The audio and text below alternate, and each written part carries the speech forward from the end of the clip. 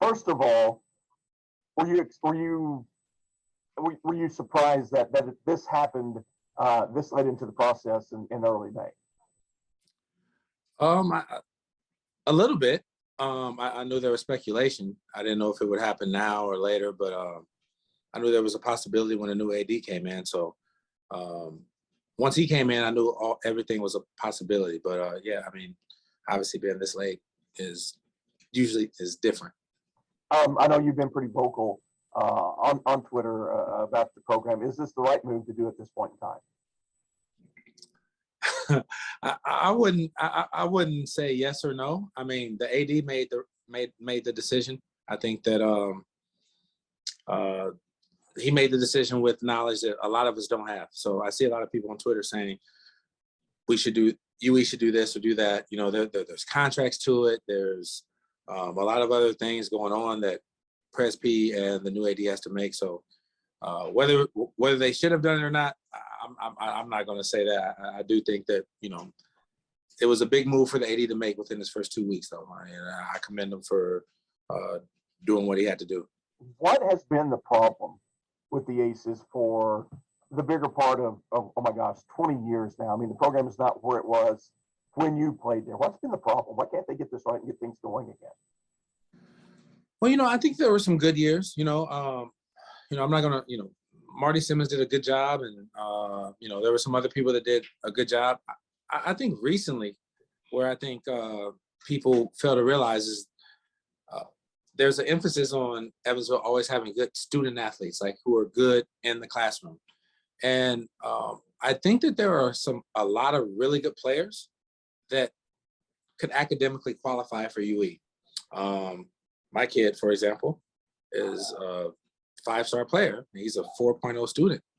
I think, trying to find those guys that are high level and also qualify for UE standards, get more of those guys, and then just creating an excitement around the program to make it cool to come in and do that. And you have to win.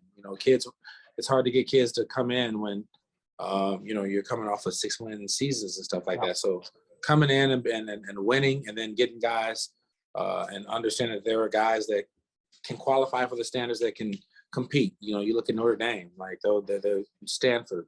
There's plenty of schools that do it. I think that's been the problem of finding enough talent to match the academic standards. Is this one of the most critical hires in the program's history? I mean, is this Yes. They have to get this right now, don't they? Yes. I think everyone knows like what's been going on in the past, and there's some rocky years, but whether it was winning or after Coach Simmons left, I just think that this is a time with USI going Division I, and with UE having the lowest win season that they've had and only having 4 scholarship athletes. It would be really easy for fans to say, you know what, we're going to go with this new Division I program. And so I do think that it's important for UE to make a really conscious and good decision moving forward to help the program. How difficult is this going to be? Obviously, you have to find the right guy and the right athletes. How difficult is it going to be to turn this around? I'm going to assume this isn't going to be a quick fix, a 1-year fix. That will take a few years, a few recruiting cycles. I don't agree with that. I think that oftentimes I'm on Twitter just like you. And so I see all the troll accounts and I see everything that's going on. And I think there's people that's naming big names. But I'm 100% confident in this. And, I give time, money, sweat, blood, and tears to the university. So I wouldn't do something that was in my self-serving self-interest. I 100% believe that there's probably an assistant coach out there who has been an assistant coach for years and has been biting at the bit to show what they can do. And a lot of fans don't understand that UE does not have the resources of other schools in the MVC. For example, Illinois State just hired a head coach, and I think that head coach's public record is making about $550,000 a year. Evansville can't pay their head coach that. So you have to find someone who is within your budget, who is still going to outwork that guy making $550,000 a year. And, I think that's the secret sauce of finding someone that is might be underneath the radar, and you're like, who is that? You're like, what name is that? And that dude is willing to work 18 hours a day, because that's the only way Evansville can compete in MVC. When you have the lowest, not the lowest, one of the lower budgets, and not as many resources as some of the other schools that are public schools, how do you make that up? It's the same way as if you're a kid, you're a 6'1" kid who doesn't have who's not very athletic. How do you make up the difference to go to college? You got to outwork that dude that's more athletic than you. You have to go to the gym and put in more work. And in this case, you have to find someone who's willing to outwork and talk to more kids on the phone and start recruiting earlier, and being out on the field and going sitting in that back gym in the AAU tournament where no one really wants to spend that time at 8 o'clock in the morning. You have to outwork those people and find those gyms. You have to find those John Morants like Murray State found. And,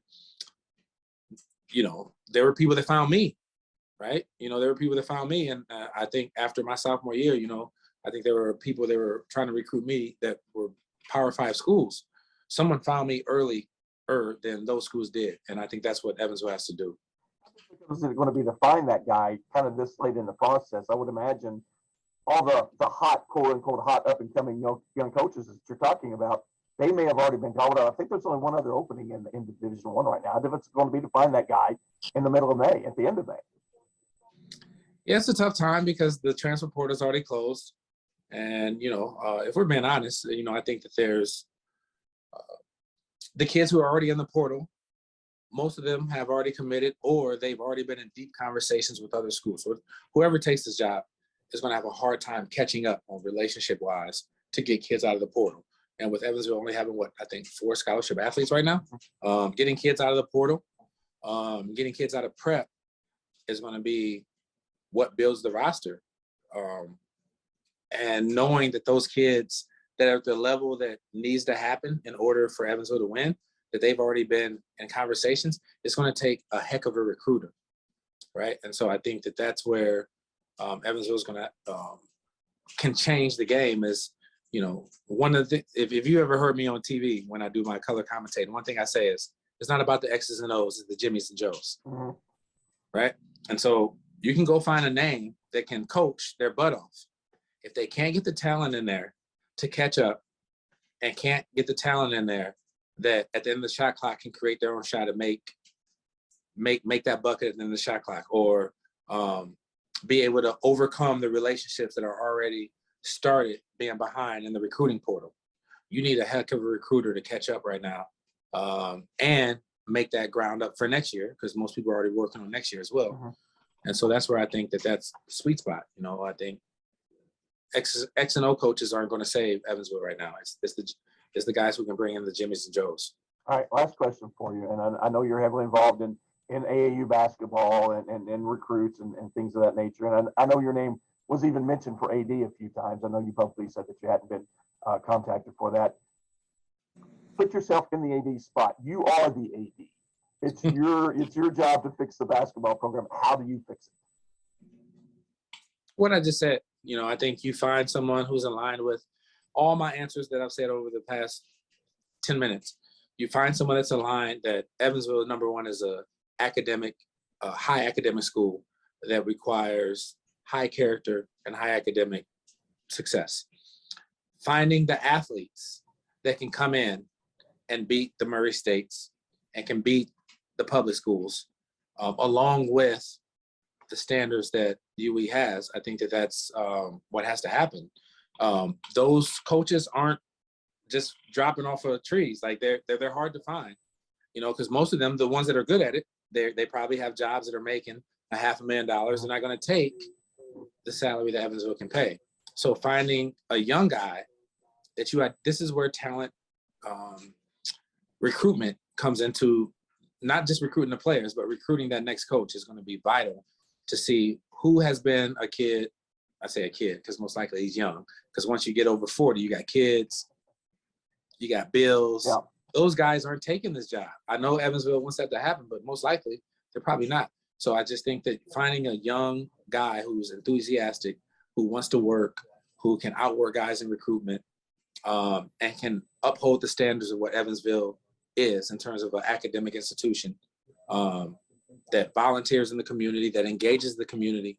A coach has to get that, and he has to bring in guys that get that. And they're out there. They're out there. Trust me, I know there's a few out there, but it's going to take some work and not be swayed by, hey, let's just chase after this big shiny object, this big name who hasn't maybe possibly proven that they can recruit at the level, at this mid-major level.